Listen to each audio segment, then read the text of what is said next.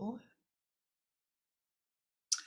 Welcome everyone to the Kidlit Social. I'm Laura Backus, publisher of Children's Book Insider, the Children's Writing Monthly, and we have a great guest tonight, so I'm excited. We're going to get started here. For those of you who are new to us or watching on replay for the very first time and you want to know what is Children's Book Insider, we have a special offer for you. $5 a month, writeforkids.org/CBI. You get our newsletter every month, as well as access to our online membership site that houses 30 years worth of content, because we are celebrating our 31st anniversary of publication right now. And a great perk of being a subscriber is every month we have a special above the slush pile submission code for either an editor or an agent that allows you to jump over the slush pile if you submit using this code and have your manuscript read first, which is awesome. Plus there's other marketing information in the newsletter every month, but there's always one special above the slush code. So writeforkids.org/CBI. Celebrate. We get to celebrate our successes. Well, your successes. So I've got two great ones today. So Ellie Huynh, and I hope I said your name right, Ellie, writes, I submitted to the Above the Slush Pile opportunity from the May issue of CBI and received an offer from Beaming Books for my picture book, Into the Blue. I'm so excited to be working with editor Elizabeth Schleisman on this project, and I cannot wait to share it with all of you when it comes out in spring 2023. So Ellie, congratulations. That is the purpose of the Above the Slush Pile, and you nailed it. So that is awesome. Congratulations on that. And please send us a cover when it's available and we will reveal it here. Marie Prinz writes, my children's story, Grammy's Mittens, appeared in volume 3 of the online magazine Cloud Lake Literary. And there's a URL for it right there. It is a Christmas story about a girl coping with the recent loss of her grandmother. So Marie, congratulations on that. And thank you for letting us know about Cloud Lake Literary. I looked it up and it looks like a really nice online literary magazine with some great content. It comes out of Canada. So that's another market you all might want to check out, and certainly go there and read Marie's story. So congratulations on that, Marie. So send us your good news. I want to hear from you. Email me at mail@writeforkids.org and put celebrate in the subject line. And we will feature you on a future Kidlit social. And remember, no celebration is too small. Doesn't have to be a publication. Any little step in your journey, we want to celebrate with you. And I've got something to celebrate. Tomorrow, we are having an amazing webinar with Natasha Bebo, who is the editorial director of Five Quills Press in London and author of the Crayon Man picture book, and has all sorts of other amazing credentials. And she's doing a webinar on how to write funny picture books. And this is going to be a great webinar. A lot of people have asked for this, and I have seen her slides, and it's awesome. And so it is going to be tomorrow, and normally we do webinars in the evening, the same time we do the social, but we are not with this one because Natasha's in London. We're doing it in the middle of the day. It's going to be start at noon Pacific or 3 Eastern. But if you register before the start of the webinar, you will get the replay. So if you can't watch it live, that's fine. If you register tonight, you'll save $20 off. It'll be $47 for the webinar. It's going to be a 90-minute webinar, and it's going to be awesome. So bit.ly/PDfunny, or sorry, PB for picture book, PB funny. Go to that link. You'll be able to register. You'll get a lot more information about what she's going to cover. But one of the reasons I'm so excited about this, if you have taken some of my workshops, you know I love approaching certain aspects of writing, especially picture books, from a child development perspective, knowing how kids think at this age developmentally, how their brains work, how they see the world, and creating characters that reflect that or plot events that reflect that. She is going to delve into humor that way as well. So she's breaking it down like every couple of years, what kids find funny. And she's also going to talk about how the illustrations work with the text. So if you are an author illustrator, there'll be stuff here for you too. So hope to see you there tomorrow.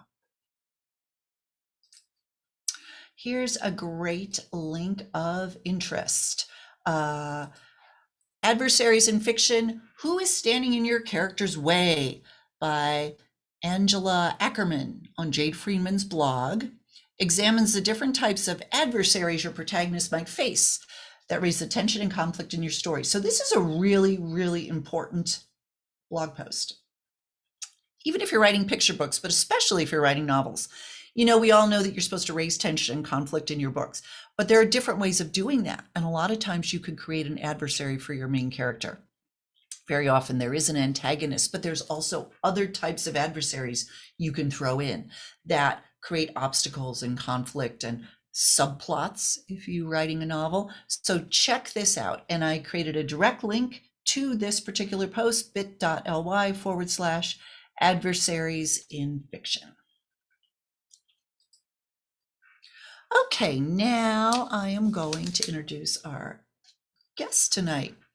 Henry Herz has written 10 picture books, the most recent of which is I Am Smoke, a creative nonfiction work that has garnered starred reviews and landed on several best of lists. And it just came out like recently, maybe 3 weeks ago. He's also the author of numerous short stories for children and young adults that have appeared in magazines and anthologies, and over 20 adult short stories. And he's edited 3 anthologies, the newest of which you'll see on the bottom right-hand corner of your screen here. It's for middle graders, coming of age, 13 by 9 mitzvah stories, which he co-edited with Jonathan Rosen, and it will be published by Albert Whitman in spring of 2022, I believe March, but Henry can correct me if I'm wrong. So much of Henry's body of work has a thread of science fiction, and or fantasy running through it. And so I'm really excited to talk about how he weaves all these interests together into original ideas that are surprising and interesting for both readers and editors. So Henry, come on the social with me. Hello. Hello. Welcome from your magical basement there. Thank you. Happy to be here. Yeah, I'm excited to have you on. So this is great. First of all, congratulations on I Am Smoke. I feel like I'm seeing it everywhere all of a sudden. People are really talking about this book, which is really awesome. And this is, I believe, your first sort of creative nonfiction. Is that correct? Yes. Mm-hmm. So that's great. You hit it out of the park right out of. Well, it's the first one I've sold. It's not the first one I've written. Okay. Yes. Well, thank you for admitting that. People appreciate that. But let's back up for a second before we start talking about that. Would you say, I said that, you know, much of your work has a thread of science fiction and or fantasy running through it. Would you say that that's a fair statement? And I'm wondering, are these things that you like to read for pleasure? And is that why they sort of inspire a lot of your writing? And do you think it's important to have some sort of thing that you're passionate about that runs through your work? Well, not to be boring, but yes. There is a lot of fantasy and science fiction in my writing. Those are my favorite genres. I do enjoy reading them on my own. Since I was a kid and I read Where the Wild Things Are, I've just always had a thing for creatures that don't exist in the real world. Right. And to this day, I read from picture book on up through adult in fantasy and science fiction. Mm-hmm. And I mean, certainly it's more fun when you're writing about something you have a passion for, but even if it's not, like, I didn't have a passion for smoke per se, but the idea hit me, and then I had a passion for the idea, for the concept of the book. sometimes that happens where you just get an idea and you can't shake it. And it's like, okay, I wouldn't have anticipated I was going to write this, but I'm going to write it because it captured my imagination. I'm going to see where, I'm going to go down that path and see where it leads. Yeah. Well, and like I said, we're going to talk quite a bit about that book tonight because there's so many interesting aspects of it. Um, the subject alone is fascinating because it's not something that you think of as, oh, that would be really interesting to write about. But I imagine once you got into the research of it, you found a lot of very interesting aspects of that topic, which certainly came out in the book. Now, you wrote a blog post for Beth Anderson's blog, another great writer, called Subverting Expectations with a Nonfiction Narrator. Can you talk a little bit more about that? And I wondered, whose expectations were you subverting? Was it the reader's expectations, who are kids, who might not have that many expectations, or is it the editor and the other adults who might be reading the book? Well, so it was to subvert everyone's expectations. I mean, you're right, kids are very open-minded. That said, I think they don't normally expect anthropomorphic narrators, or, I mean, in this case, an incorporeal narrator. I mean, that's why the Day the Crayon, that's one reason the Day the Crayons Quit is so much fun, because we're Stick and Stone, or, you know, any number of books with unexpected narrators. It's fun because it's, you know, it's just igniting the kids' imagination. They expect people or animals or even magical creatures to speak, but a stick that speaks, a crayon that speaks, smoke that speaks, that immediately it's intriguing. Oh, I want to find out more. So I think the harder sell is with editors, right? Because they, you know, they have the tough job of looking at art and trying to decide if there's a market for it. And you have to push the boundaries, but not push them so far that no editor is willing to take a chance on your manuscript. So it's a constant balancing act. Right.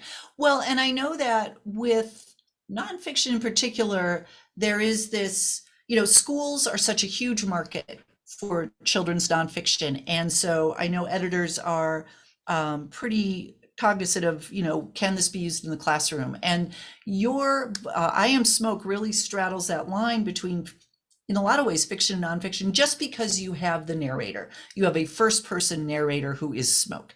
And so were you at all worried about it being a tough sell, or were you just like, this is the book I want to write, I'm just going to do it? I guess I would say I didn't worry about, I mean, I just assume it's going to be a tough sell because selling any book to a traditional publisher is not easy. So given that, I have a tendency to just like, if I'm passionate about it, I'm going to try writing it and hope that I find an editor who agrees with my passion. So I didn't think about how hard it was going to be to sell, but it was hard to sell. I mean, this book is getting a lot of acclaim, but I think I got 30 rejections before it sold. So wow. Yeah. An important lesson for aspiring authors is you got to have a thick skin and you have to be persistent, because it just takes one yes to get the book out into the world.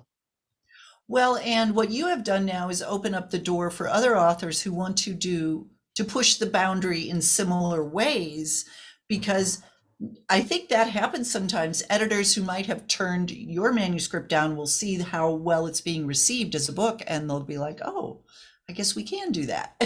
So a lot of people will be thanking you, I think, in the next couple years as their manuscripts get accepted because of this. So that's always nice. But I do want to show a few pages now from inside I Am Smoke so that we can see a little bit of the language, because I really love the language that you used. So I'll just read. There's just 3 pages here. I'll just read it, and then we can talk a little bit about. First, I want to first talk about the voice of the narrator, how you came up with this voice of smoke, and was it hard? Did you come at it a lot of different ways? But let me just read these few pages here. So I am smoke. I twirl in dark dance from every campfire. Oops. Flickering flames work their mysterious magic on the burning branches. I am born a swirling, roiling mist of carbon dioxide, water vapor, and ash. I am gentler than a feather, but I can cause harm. Even fearless firefighters dare not breathe me when battling flames. But I also help people. So I love how you pull the reader through. Every time we turn the page, we see a different aspect of smoke. And some of them we kind of are familiar, but then you get into a lot of unexpected ones as well as the book goes on. So first of all, the voice of this narrator, how did you come up with his voice? Was it just trial and error and lots of writing? I thought about if Smoke was a character, what would he be like? Smoke has been around for millennia, right? Since lightning first struck trees and started fires, we've had smoke, or since volcanoes spewed forth. So millions of years we've had smoke has existed. So if I'm going to personify Smoke, I wanted a character that would show his or her age. Smoke is dark and mysterious and swirling. So I thought he or she would speak in contradictions. I wanted to use old-fashioned language. The language, the lexile level is pretty high. I mean, I use some words that you don't normally see. And I was willing to, I was prepared to have an editor tell me, like, roiling. Roiling. That's not a word you normally see in a picture book. And I was prepared for an editor to push back on that, and that would have been fine, but I'm glad he didn't. It's okay to have a few big words in there to raise the, if a kid asks a question, you explain it. Now the kid just learned a new word. You just can't have that every page, or it's constantly interrupting the story. But in any event, the voice, I just wanted this, I don't mean to imply the spiritual aspect, but think about like an angel's voice. An angel would be a being that's been around for a really long time and has a certain dignity and mystery. And so I wanted, and perhaps an old-fashioned word choice. And so that's kind of what I went for. So it didn't actually take me very long to settle on the voice for Smoke. But that's a really good point with any narrator, especially when you are giving voice to something that doesn't actually have a voice, is think about the qualities that Smoke has. It's ancient, it's mysterious, it's powerful, it's mystical, it can wipe out everything in its path with the flame, as part of fire. So there are all of those qualities that you do want to imply in the voice. And I think you did a really great job. And the roiling, I actually really love that word. It's interesting to say out loud. It's interesting to hear. And I think kids who are being read to are going to hear it. But then the illustrations, let me go back. I'll just point out there's also some alliteration in there, but absolutely. But we kind of get, just with this illustration, which are amazing, the illustrations. She did a phenomenal job. So happy when I saw that. Yes. And I saw some pictures. I can't remember if it was on your website or somewhere, where it showed some of her process of, didn't she actually sort of burn the paper first, so there were marks of smoke on the paper, and then drew over it or something like that? Something like that. I think she set a small fire, and she held the paper above it to try and capture some of the smoke pattern. And then she scanned that, and that was into Photoshop. And then that was the basis for her working with it. So I believe what you're seeing on these illustrations is some actual visual echoes of Smoke. Sure. It's just amazing. So the other thing I was going to ask you about, and then we'll move on from this book is your verbs. The verbs are so wonderful and precise and roiling, just interesting. How many passes through your manuscript did it take you to get all these verbs? Let me look that up. I don't know off the top of my head. Thank you for the compliment. I mean, verbs are really important in picture books. Mm-hmm. It's nice to avoid simple verbs, and Sure. go for more descriptive ones. I'm looking up see how many, because as I write manuscripts, I just version them. So I'm just going to see how many versions there were of I Am Smoke. And then I'll have an answer for you. I mean, it wasn't just, the number of iterations wasn't just for the verbs, it was for everything. Sure. But this is surprisingly small. Usually I've had as many as 25 versions of manuscripts. This one looks like I had 7. That seems low to me. Maybe I lumped a lot of changes into different versions. Anyway, 7. The answer is 7. But only do 7 versions of your manuscript. Only no do 7 more, versions. no less. Yes, you'll sell the 7th version. Right.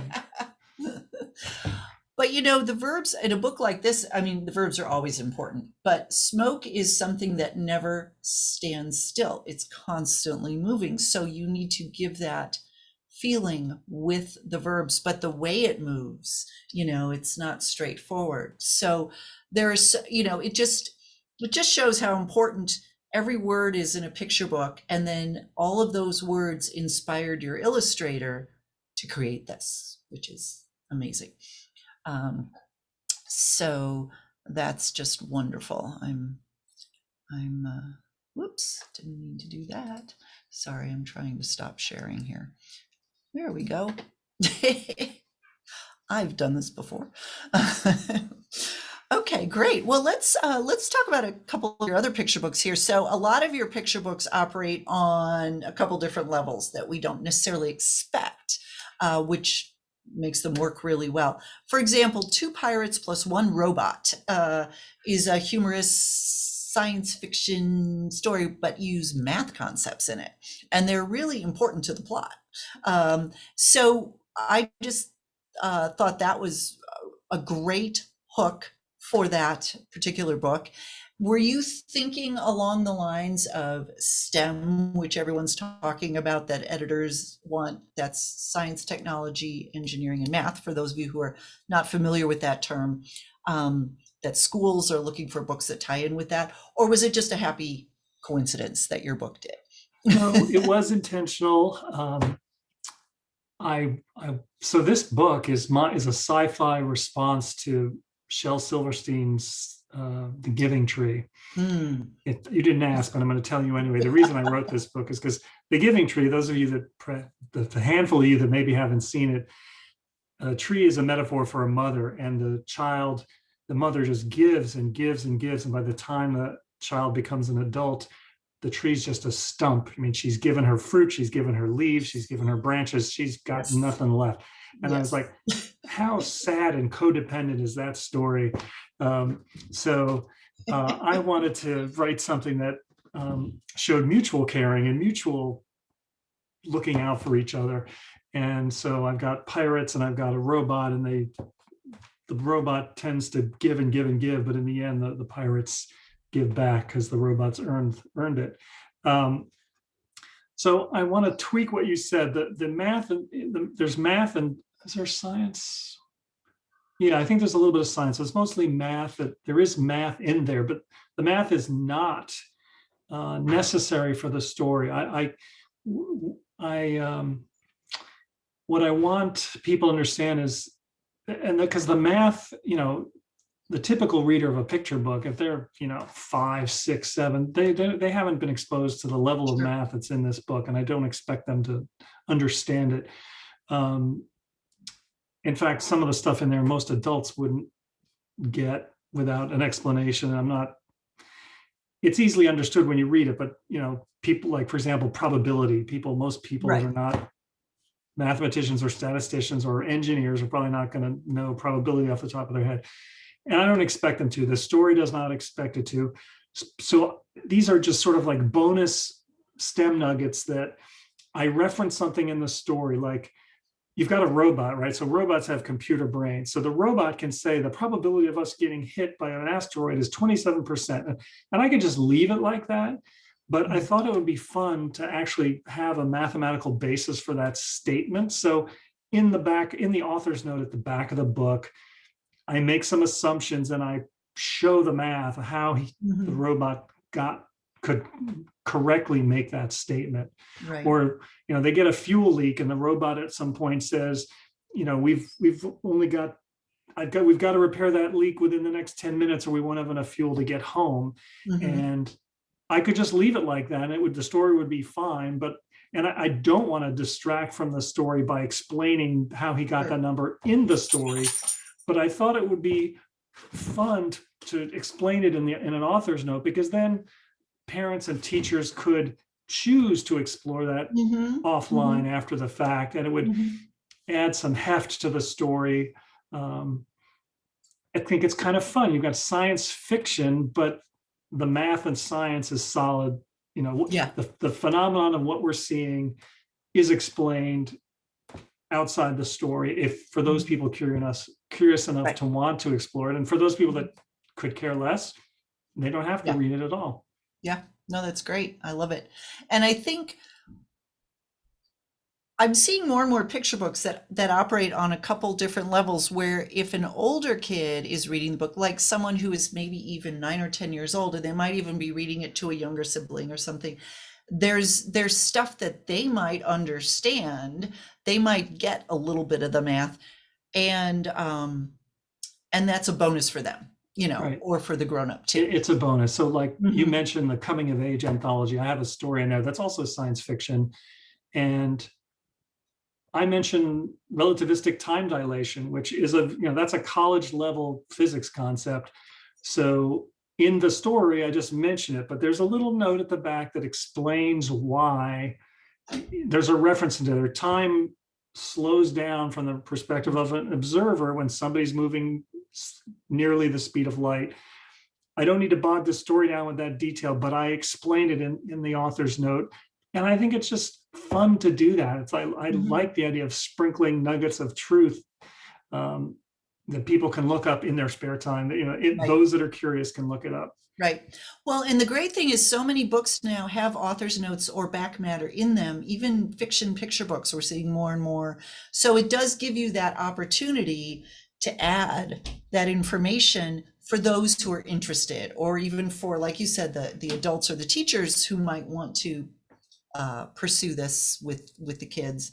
I would even say this technique is relevant for pure fiction. So I'll give you an example. I recently sold to an adult anthology this dark fantasy story called The Troll Sons of Grilla.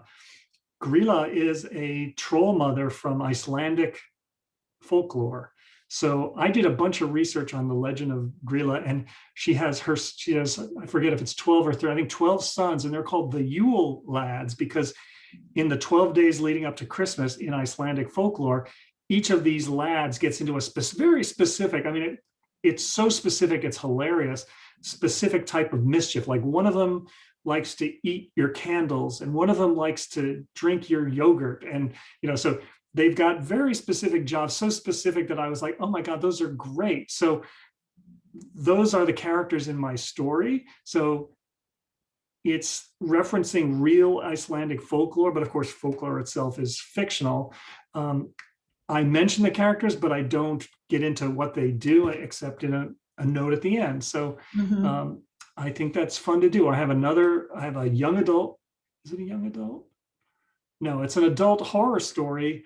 It was supposed to be an homage to, the whole anthology is based on taking some TV show from the 70s and putting a new spin on it. So I took the Partridge Family and I turned them into a death metal group, and all of them are actually shape-shifting monsters. So like a vampire and a succubus and an imp and a brownie. So each one of the characters we all know is in fact a shape-shifting monster, and all of that is, so I'm linking to mythology that people know, but it's, so it's all fiction, but it's still, involved research. I also had to research death metal because it's not a genre of music I listen to, so I have some mentions of real death metal groups, and I had to research the Partridge Family songs because Come On Get Happy would be one. I changed the title to I forget what I changed it to, but something that was kind of gory, because they're monsters. So tweak the titles of their songs to be appropriate for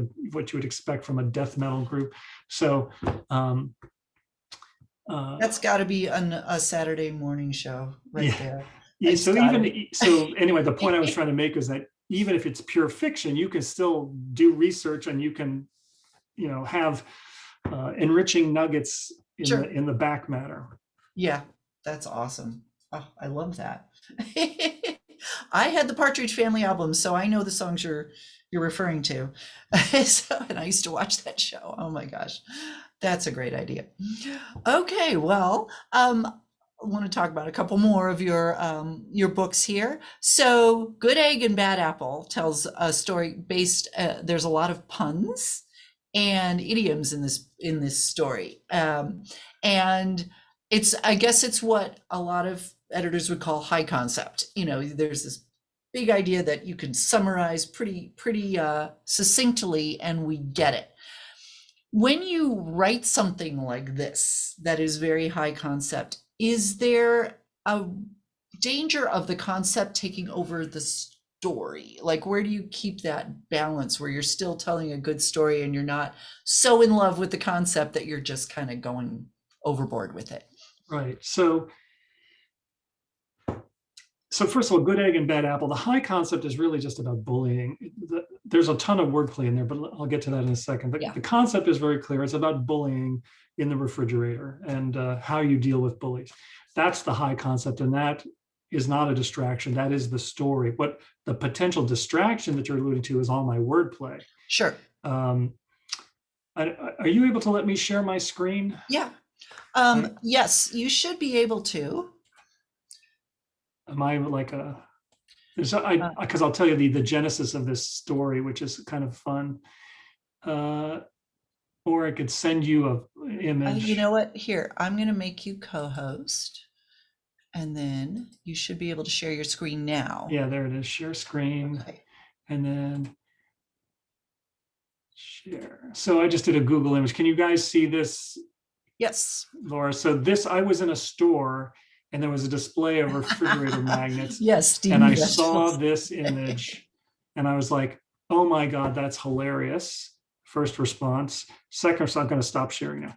Second response was, there's quite a bit of food-based wordplay out there. And anybody that follows me on social media knows I'm a bit of a wordplay guy. So I was like, could I write a picture book that has a ton of food wordplay in it? And the answer is yes. But to get to your point, the danger, especially with me, because like I said, I'm a wordplay geek, was you could put so much wordplay in there that it would be distracting. Secondly, these idioms and puns, almost no 5-year-old is going to get.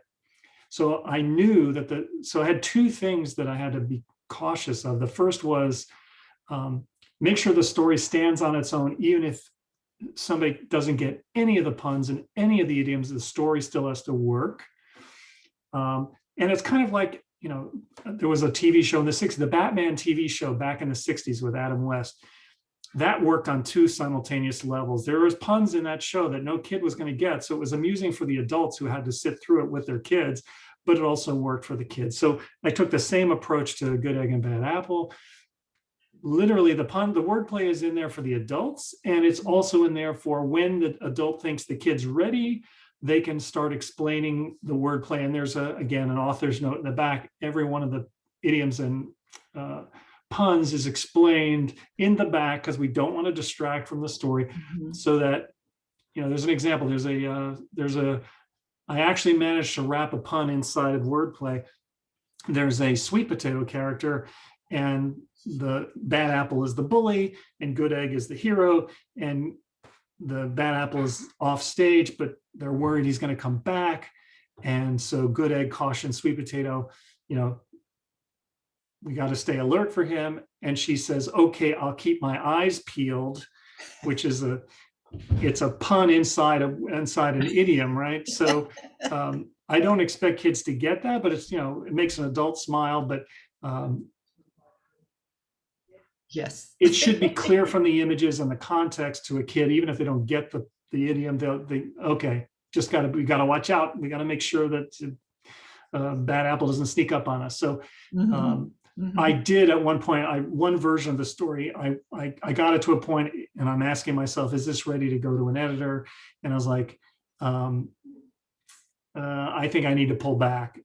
It's like my mother used to say when I was a kid, I think she got this saying from some famous fashion person, but she said, you put on your jewelry, whatever jewelry you're planning to wear, but before you go out, you remove one piece, because it was sort of like there's a risk you might be too gaudy, where you're wearing too many pieces of jewelry. So you put on what you think and then you take one away. So I applied the same approach to this. When I thought it was ready, then I made a pass like, okay, I'm trying too hard here. I'm forcing too many idioms. It needs to read smoothly and the plot needs to flow. So I did pull back, and you'd be like, well, Jesus, man, anybody who's seen his books, you pulled back, huh? Because there's a lot in there, but I did pull back. So how fun was that to write, though? It must have been a lot of fun. So much fun. Just collecting all the idioms and the puns that you could think of to start with that were food related, and then I bet it was I love Second Banana too as a character.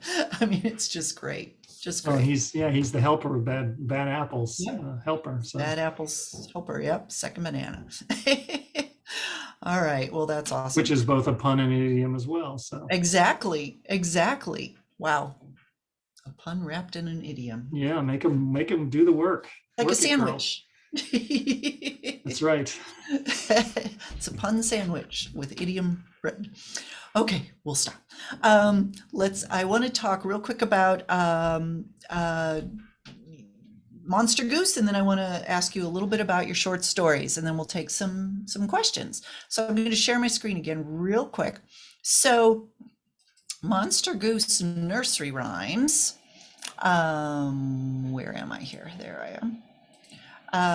So these are copy change poems. So can you explain what that means, first of all, to people who might not know? Sure. So Monster Goose Nursery Rhymes is my first picture book. It does not have a story. It is literally a collection of 13 famous nursery rhymes that I monsterfied. I decided it would be really fun, because I'm a huge fan of mythology and fantasy. Can I take these poems or rhymes, keep the existing meter, and just change the words so that young kids who are familiar, in all likelihood, familiar with the rhymes already, can, it's like really emphasize the read along aspect of this, because they're already familiar with a lot of these anyway. So it's just new words, putting monsters, serving up monsters for the kids to enjoy. So any of and I always, for each one of these, you'll see it says to the tune of, right, in this case, hey diddle diddle, which is one of my favorite nursery rhymes because it's so ridiculous. The cow jumps over the moon, and the dish runs away with the spoon. It's like, okay, that's just weirdness. Somebody was doing drugs when they wrote that. But so I thought, okay, well, let's see, can I make something that would be fun, that would involve monsters? In this case, I got 4 different monsters involved. And that imp ended up being the inspiration for my second picture book, which was When You Give an Imp a Penny, which is a monstrous homage to Laura Numeroff's If You Give a Mouse a Cookie. Exactly. So copy change poems you're keeping the original structure basically, but then you're changing the words and the theme and all of that. So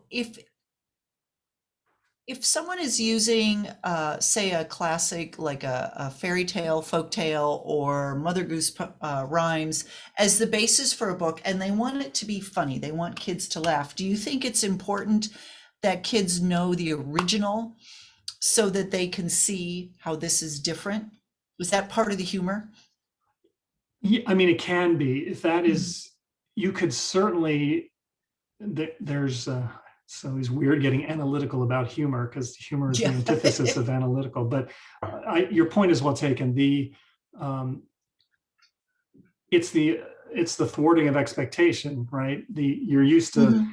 I have another one with Little Miss Muffet sat on her tuffet, and in this case, in my version, it's Little Witch Muffet. And when the spider comes down, instead of being scared of it, she pops it in her stew because she's going to eat it later. She's a witch. That's Yes. so that overthrowing of expectation is definitely part of the humor in that case. Mhm. Um, but it doesn't have to be. I mean, you could just, if you could tell an interesting tale without somebody knowing the original. I mean, somebody mentioned Josh Funk in the Mhm. chat in a different context.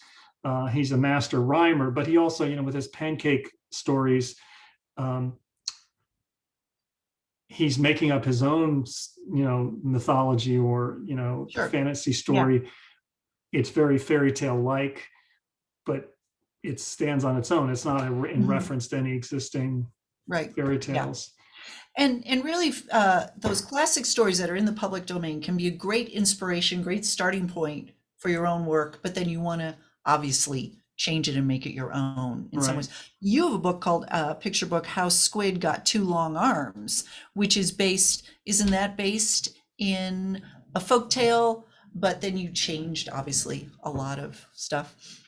It's based on the concept. So Rudyard Kipling wrote the Just So stories back in the 1800s, and Hmm. these are a bunch of made up rationale for how animals got the way they are, how the rhino got Right, his right, right. wrinkly skin, how the Yes. cheetah got his spots, how the whale got his throat.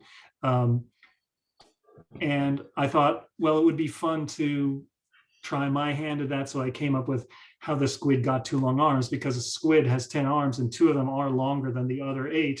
And so that was like, okay, that would be fun to, because a kid would naturally wonder, well, how come, my arms are the same length, my legs are the same length, how come my dog's four legs are the same length, how come a squid's got two long arms? So it seemed like a natural thing that somebody would be curious about. And also, I'm a huge John Klassen fan, and This Is Not My Hat is one of my favorite picture Right. books of all time. I just love unreliable narrators.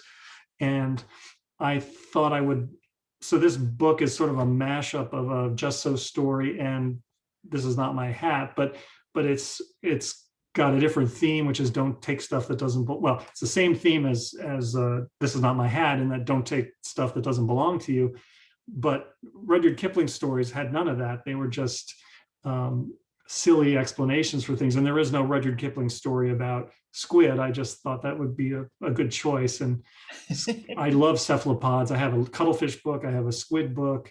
There's octopuses that appear in both of those books. So if I can just get a nautilus book out there, I've got all the cephalopods covered. So look for that in the future. Look for a nautilus book. Okay.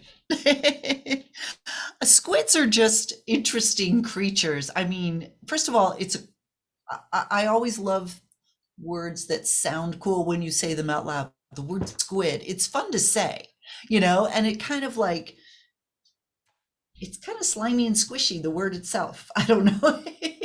Right. So I think it's a great topic for a picture book. So let's talk real quick about your short stories, and then I'm going to take a few questions here. So you've written a lot of short stories for, adults, young adult, kids. Has Well, first of all, what came first, your picture books or your short stories? What was your very first writing? Picture books. Okay. And So did I writing decided I picture wanted, books make you a better? sorry, Go ahead. I decided that, I had written picture books. I published or signed up, at least signed up the 10, I think, before I started. I decided, I want to start writing a little bit longer form. So I've written a couple of chapter books. I sold one to Month Nine Press, but unfortunately they seem to be fading. So they released the rights back to me. So I'm going to try and sell that. Um, that was contemporary realism, contemporary magical realism. So much more realistic than anything I'd written to that point. Um, and then I thought I would like to write middle grade, but that's when you're used to writing 500 word books, writing a 30,000 word book is quite a stretch. And so It is. I thought, well, why don't I flex my writing muscles by writing short stories? Because then it's, 2, 3, 5,000 words. So I was writing short stories as a training mechanism to get ready to write novels, because I'm very analytical on one side, I'm imaginative on one side of my brain and analytical on the other. And I thought it's easier to hone your writing muscle, and it's easier to get friends to critique your work if it's 2,000, 4,000 words, not if it's 30,000 words. True. It also takes much longer. So I figured I would get better at writing for the older markets on shorter works. And so that kind of led me into short stories. And so I started writing short stories for kids, and then I started writing short stories for adults because, I love writing picture books, but I feel like one arm is tied behind my back and that I can't use all the words that I like, or there are voices that are really fun for adult books that you can't use for kid books. I have one of my short stories for adults is it's an homage to H.G. Wells's War of the Worlds, and I tell the story from two perspectives. So War of the Worlds is from the late 1800s, so it's also public domain. So the original story is told from the perspective of a human that sees these Martians invade Earth. And I split the story, and I alternate back and forth first person between a human who's observing the Martians come, and his voice is very lightly, it's almost verbatim from H.G. Wells's book. It's very lightly adapted, but he alternates with this foul-mouthed alien commander who doesn't think much of humans. And so it got the juxtaposition of this almost lyrical language from H.G. Wells with this very irreverent language from an alien who's kind of, calls us monkey boys because, it's like the ultimate ethnic slur, right? We're evolutionarily much lower on down the chain than these aliens. And so they just don't think much of us at all. And so that's a source of humor, right? But you could never get away with that with a children's book because the foul-mouthed stuff isn't going to fly. Sure. Well, and I imagine with the older material, you can get more into the internal life of your characters. Things don't all have to be illustratable like they do in a picture book. So there's a lot of restrictions that you wouldn't have. You're right. And it sounds like you write a lot of science fiction and fantasy in your short stories because that's something that you love. So that's great. Do you think that having written picture books set you up to be a good short story writer? I imagine you don't waste a lot of words even with your short stories.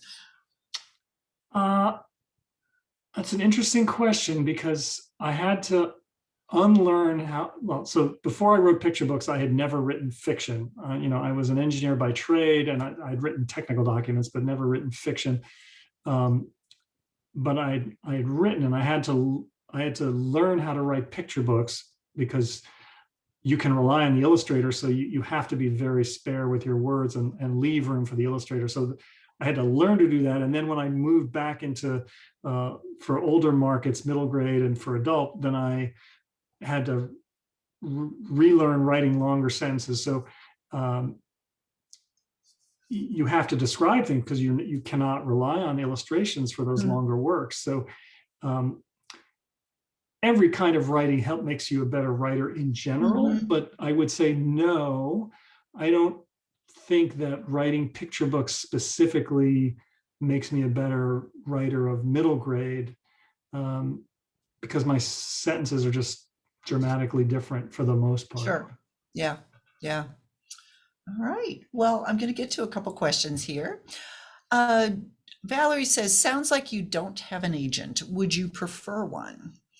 And yes, I would prefer having an agent. I think having a good agent really helps you.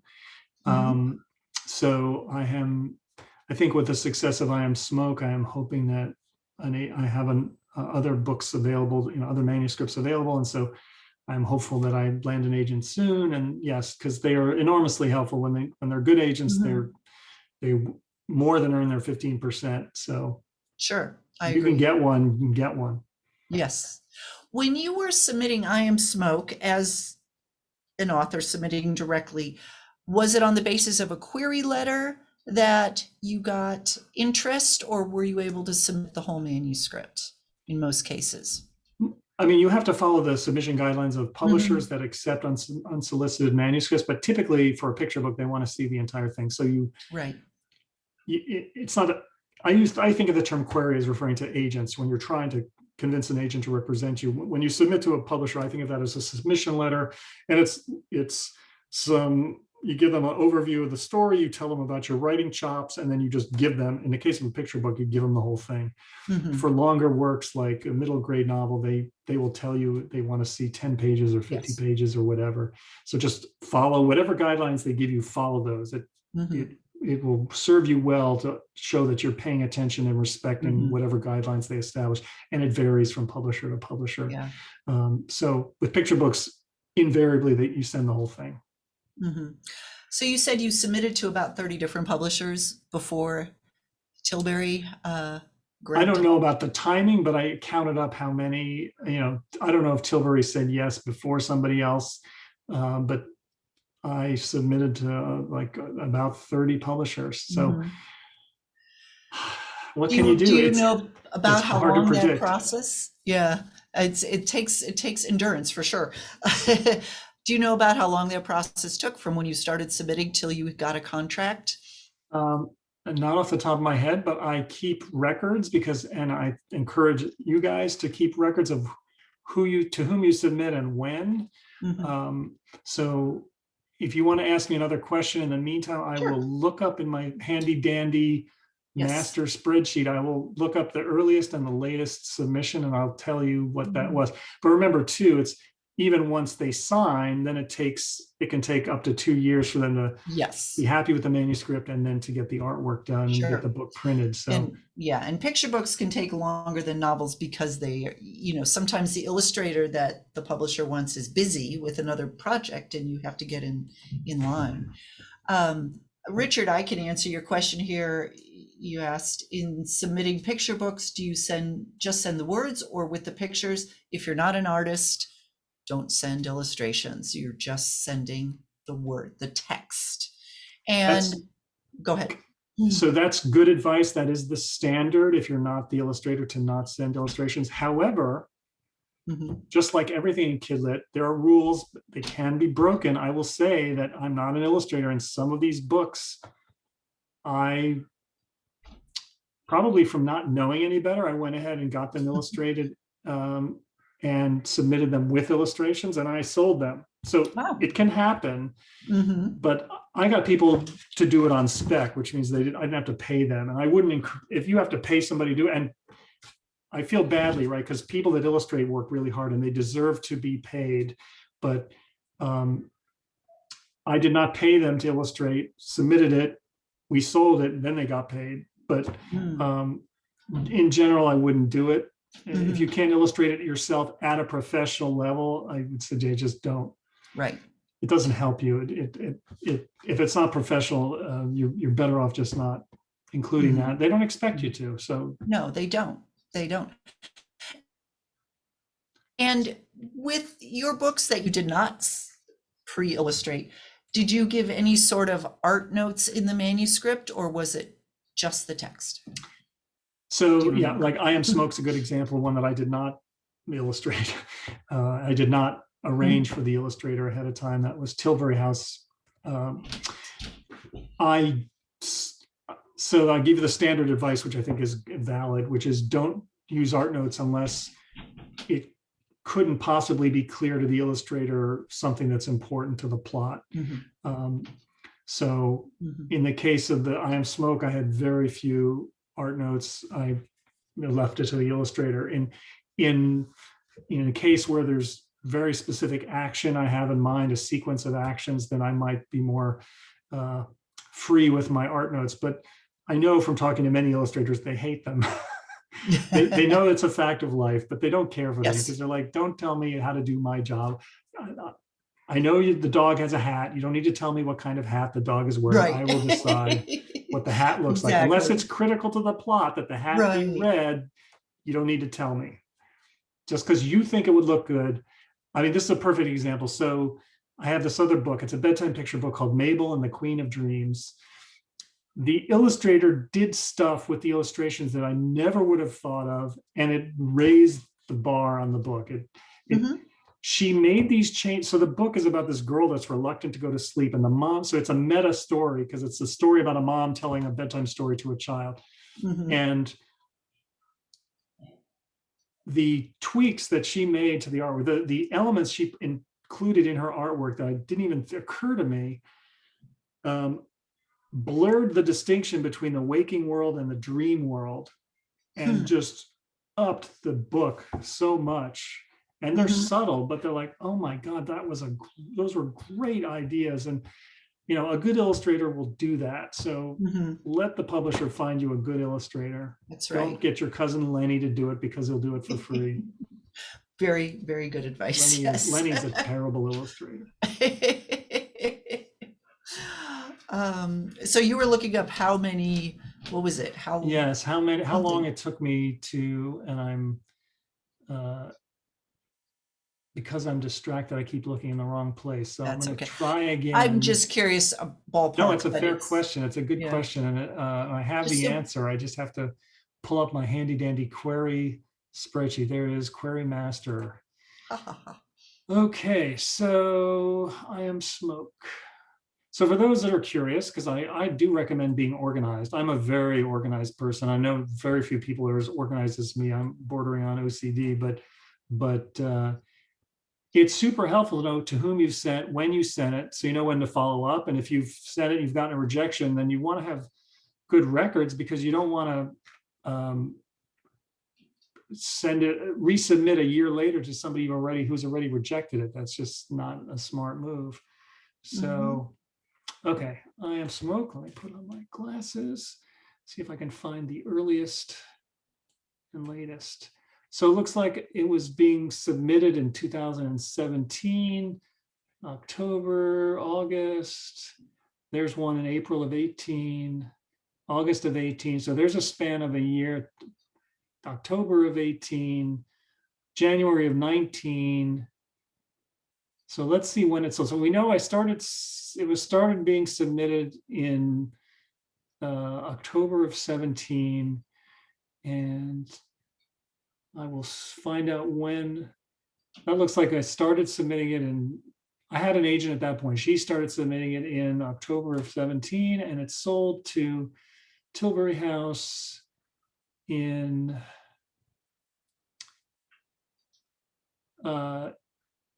it was submitted to Tilbury House January of 2018, and they bought it February of 2019. So over a year later, it sold. And then it came out in September of 2021. So this industry is not for the impatient. No, it's not. And you don't sit And still, right? And I wasn't twiddling my thumbs waiting no, with you were bated doing breath for other that. things. Yes, I'm that's busy really writing other important. stuff. That's very important. And that is not an unusual timeline. Now, again, we had a pandemic in there, which may have slowed things down a little bit, but that is not unusual from the time you first started submitting till the time it came out, about 4 years for an illustrated book. Yeah. So patience is definitely a virtue in this business. You're Have right. patience and have a primary stream of income, because very few people can earn a living as picture book authors or illustrators. So the people at the Right. top of the field, yes, but most, even, I'm friends with Deborah Underwood. She's an immensely talented author. And just based on the Facebook post she makes a living as an author, but it's not a luxurious one. And she Right. is near the top of the field. So And she's yes, and she's not unusual for either people. be And retired and living off income from something else, or don't give up your day job until you right. start you have Or multiple. do other kinds of writing in between, do some work for hire stuff for educational publishers, Sure. write for magazines, write short stories, write, do a lot of different types of writing. I know people who make a living off their writing, and that's what they do. They're constantly doing something for money, basically writing related. Um, Okay, well, we got to have two more questions here and then I'll let you go. Dory just was wondering, for I Am Smoke, how many words about is that manuscript? And do you know about what the reading level is? You mentioned a Lexile score. Now, picture books, you don't worry too much about it fitting into a certain reading level because they're often read out loud to kids. But as far as number of words, it's pretty spare text. It's spare. I want to, off the top of my head, I don't remember, but I want to say between 250 and 300 words.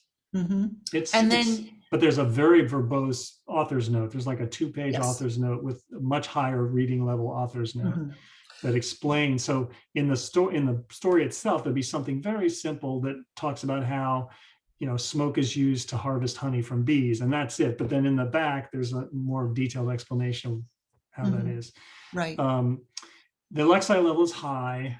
Some of the sentences are quite short, but I didn't shy away from using big words if I felt I needed to. Yeah. But I don't remember. But I think they recommend it for kids sort of 6 and 7. So it's definitely it's an upper picture book. Well, a lot of picture books, if you run them through that Lexile score, they really score more like 4th or 5th grade as far as reading because they don't worry too much about vocabulary. Right.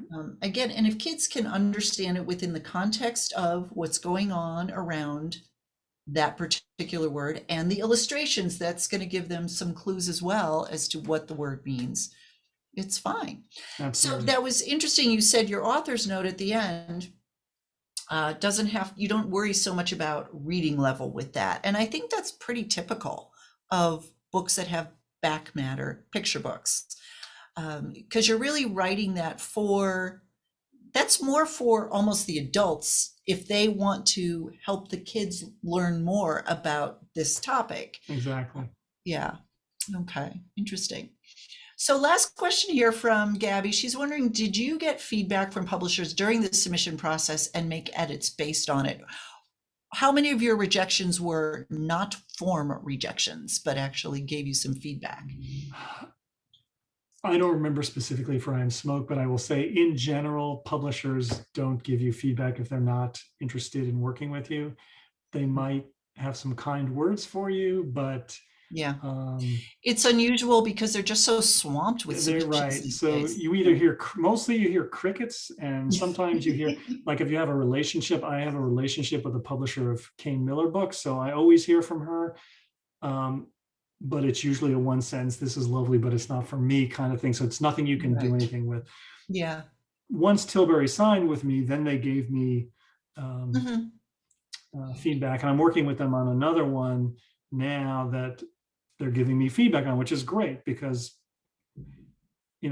I've sold books, but I know that I'm not the greatest writer in the world, and everybody all the way up to and including the greatest writer in the world benefits from having extra eyes on their work and different perspectives and seeing things that you may not see. So I have a very thick skin when it comes to getting feedback. It's like, yes, give me feedback.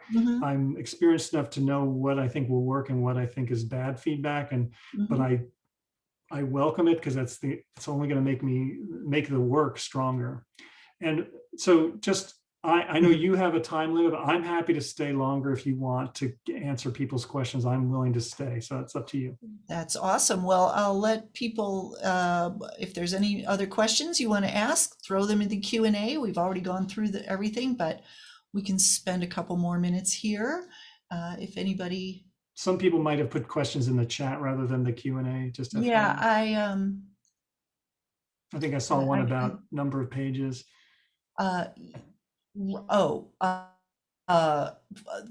formula on how to submit the text, like how to format the manuscript. And Beth, thank you for answering, and Beth Stillborn answered it in the chat box about kind of how you format your manuscript when you're submitting to publishers.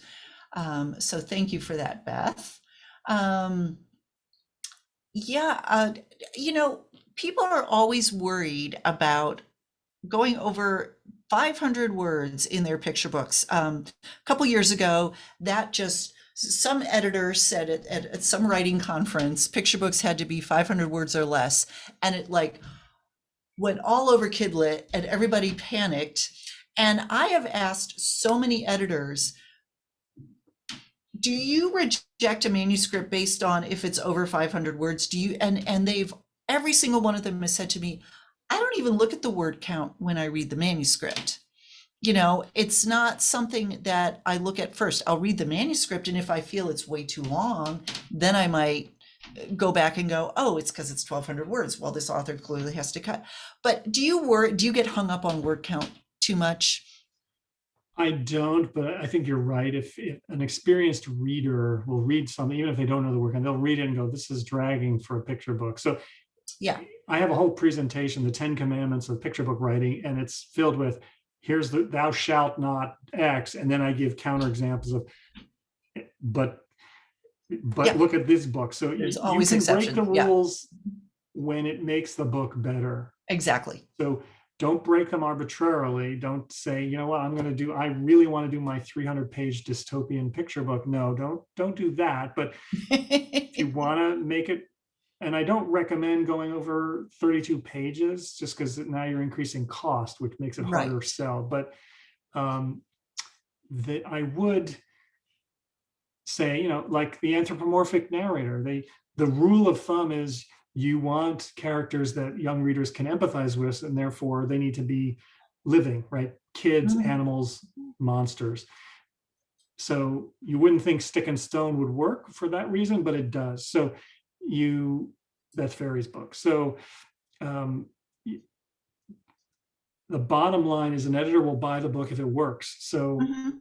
Mhm. know the rules and only break them if you have a strong reason for doing so. But you can break them. And the 500-word limit that's for fiction. It's 1,000 words for nonfiction, but it gets broken all the time. It's broken all the time. But don't And submit a 5,000-word nonfiction. And if you're no, submitting 1,000-word, I think when the crayons quit is long. I think it's like 900 words. But right. it also took his agent 7 years to sell that book before it became a New York Times Wow. bestseller. Wow. So Yes. Well, it's interesting for our Picture Book Summit online conference we're co-founders of, and we do every October. And this year my talk was breaking the rules, how to break the rules and get away with it. And that's exactly the point I made, you know, was if it makes your book better. And you also have to remember your audience. So a picture book aged child is not going to sit still for a 5,000 word story in most cases. So that's part of the reason picture books are the length they are. So there's all sorts of factors that you have to factor in. But the day the crayons quit is one that I used in my talk. yeah, I think Neil Gaiman has a 64 or 96-page picture book, but he's Neil frickin' Gaiman, so he Well, can do that's the whatever other he thing. wants. Once you're Neil Gaiman or John Klassen, Right, or, you know, then you have a little more leeway because you have a built-in audience right. who's going to buy your book no matter what. So Yeah. step one, become as good as Neil Gaiman. Step Step two, one. write whatever you want. There you go. That's the plan. Okay, so I'm going to ask the last question here. Roseanne is asking you, are you still an engineer? You talked about keeping a day job. Um, hey, once an engineer, always an engineer. My brain works like an engineer's brain. I'm retired now, but up until I retired, I was doing engineering work and process improvement consulting, which is like industrial engineering. So yes, I'm still an engineer. I'll always be an engineer, even though I'm a full-time writer now. Yeah, it's great though. Awesome. Um, Doug, I'll just give you the bonus here. Would stylized font be done by illustrator editor if it fits the story in a certain way? That's an art decision. The illustrator or the art director or the book designer, they're all the ones who kind of, but you're seeing a lot of that now in picture books. The font is part of the design of the book, and it adds a lot to the story, especially if it's, you know, in speech bubbles, or, you know, the font will show emotion because it's big and red, you know, or whatever. So it's cool. I think maybe in some cases the author might have a little input in that, but that would be a collaboration definitely with the Yeah, I would illustrator. say it's normally the book designer, that's somebody who works for the publisher. Mhm, It is not, you as the author are not expected to do that.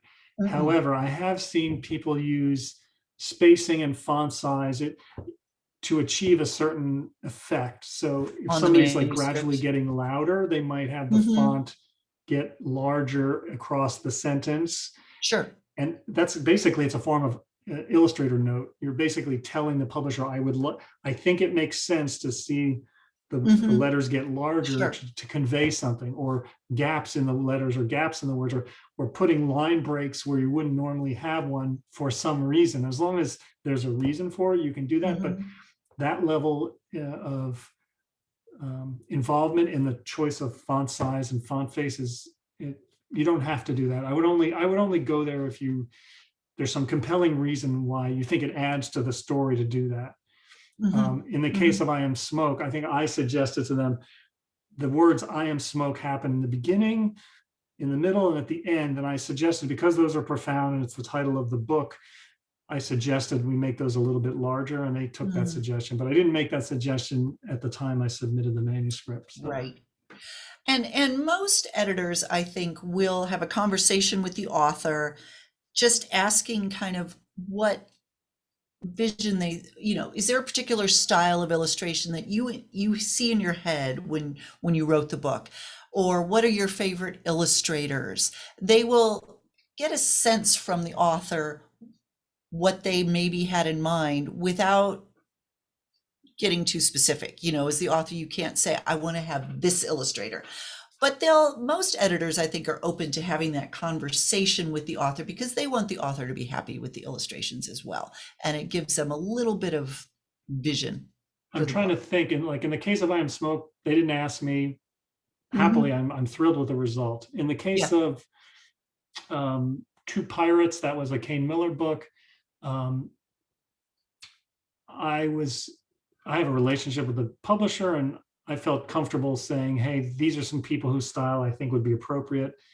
So I Mhm. would, as long as you're courteous and you're just Yeah, making suggestions, I think it's okay. Once you sell, don't mention it in absolutely. your submission letter. But if once you sell the words, you could say, I'm Well, thinking somebody along this style. But you also have to remember there's cost. You can't say, oh well, sure. John Klassen, I love him. Yeah, let's get John Yeah, Klassen. let's get Sure. John Pleasant. Let's get Dan Santat. No Yeah. problem. Well, these are expensive illustrators for a reason, Mhm. right? So Yeah.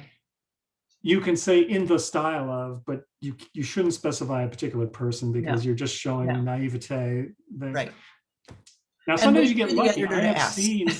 I have seen beginner people with a debut picture book get paired with a very well-known illustrator. Sometimes the publisher will do that because they like the story and they want to give it a boost with a well-known Mhm. illustrator. So you don't assume that just because it's your debut that you're not going to get a well-known illustrator. But trust your editor. They do this for a living. Mhm. You can give your opinion, but just know that they do this for a living. They know what will work. If Sure. you're not an illustrator, you may have an opinion, and your opinion may be dead wrong in terms of, there's no wrong with art, but there's wrong in terms of marketing. They know what Mhm. styles work. They do it for a living. So trust them. Exactly. I will let you have the last word on that. Okay. Well, thank you, Henry. This was great. Thank you for spending a little extra time with us tonight. Sure. And we all learned a lot. And we are going to look forward to your next book. Hopefully, it'll be soon. Hopefully. Thank you. So, so thank you so much. And thank you all for joining us. And we will see you in 2 weeks. Have a good evening, everybody.